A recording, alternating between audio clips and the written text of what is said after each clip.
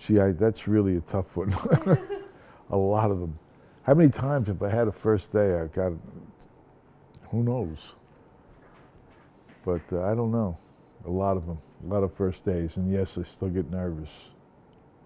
So you're sort of in the back of the crowd or the edge of the crowd. Yeah, I just want smaller signs outside that door so behind the police.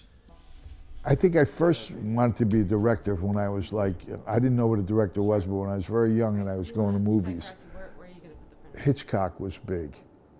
And I remember seeing Hitchcock movies and you could tell somebody was manipulating that movie. Somebody was doing something with that movie that was making you feel certain ways. And it was the first time I think I realized that there's somebody else, that somebody's making this thing.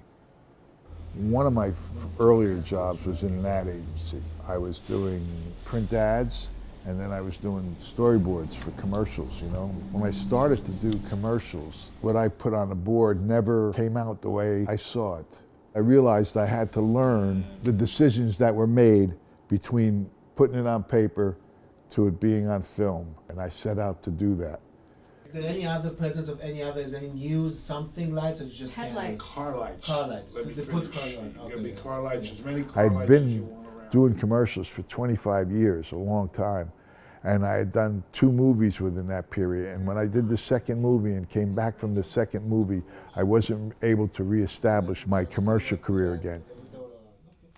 It's a young business, and if you take off a year in the commercial business, it's like an eternity. And you lose your momentum, you lose your name a little bit, you know, and people are turning over all the time. There's young people coming into advertising. It's a real youth-oriented business. It was hard during that period of not working. That was a tough period because you lose your confidence also. And I was very successful at it. And then, you know, I'm not working hardly at all. I mean, like there were a couple of years I did 1 or 2 commercials. Fortunately, Carla my wife was having a very successful career as a commercial actress. And she kept us afloat while I waited to get a job. But when I did get a job, I took advantage of it. I mean, it was strange because it was so successful, and then closed the company to do a movie, which is what he really wanted to do. And then you come back from this big journey of a year, and we also had a baby during that. I was pregnant during that, and then had a child. And then coming down from that and not having work in that transition, that was kind of hard because it was like a big project and exciting and difficult. And then, you know, when that finished, it was kind of a letdown, I think. Yeah, that was a difficult time. Trying to keep your head straight so that when you were able to get back into it, that you were able to work. You say, well, who would hire me? I wouldn't hire me, you know. At the same time, you're saying, I'm good, you know, I know what I'm doing. And you know, the period when he wasn't working in commercials, he was just always looking forward, you know, and kind of always keeping creative, keeping in it somehow, and went after what he wanted. And that's hard, you know, it's kind of hard to go out and reach out to people, right?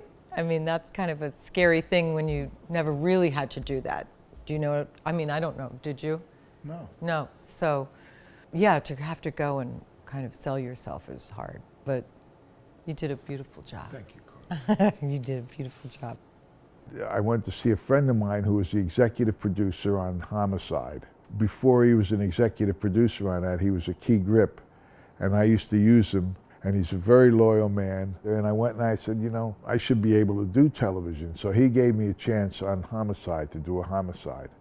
I was lucky somehow to get the job on The Wire at a very early point in my television career. Not easy to get a job on HBO or a hit show. That was a big turning point. Once I got that job and I delivered a good product, I was off and running in the television world, and more importantly, the cable television world, not the network. Even though you don't make as much money in the cable world, the work is more creative. And I always went for that. It's more important than money. Deadwood was very cinematic. The Killing was extremely cinematic. This show is very cinematic that I'm working on now. And I think that's why I get work. I'm able to make it look cinematic. I'm able to make it look more like a film or a movie than a television show.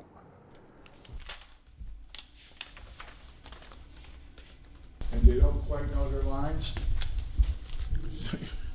Okay, so they couldn't have really worked on the scene if they don't know the lines, right? I think that's how you work on the scene. You learn the lines, what they're saying, understand them. And the intentions and Yeah.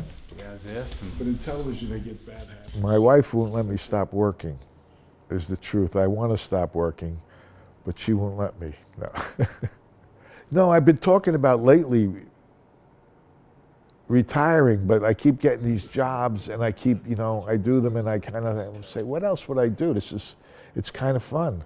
It keeps me young. I mean, I worked on The Get Down and I was working with these teenagers. If you're just a guy at home, 70 years old, 75 years old, where do you get to meet 10 teenagers, and become friends with them? Dina is where? His office is up there. At, somebody spell you that. I want to get a little bit more specific with you about how many people are coming and going here. Would I have done it there? If I had control of what was going on, probably I could have done differently. But you don't have control of that. You get an opportunity and you do a good job. That's the way you control it. That's the only way to control it, really. How do you stay in it? I think I've talked about it. Really is doing a good job. No matter what you're doing, you have to leave a good impression behind you when you move forward in this industry. Because it's easy to pick up the phone and call somebody and say, what do you think about Eddie Bianchi? And they tell them. I've been directing a long time. I've been directing since 76 or 78. 86, 96. Whew. 40 years. And I still get nervous going to work tomorrow.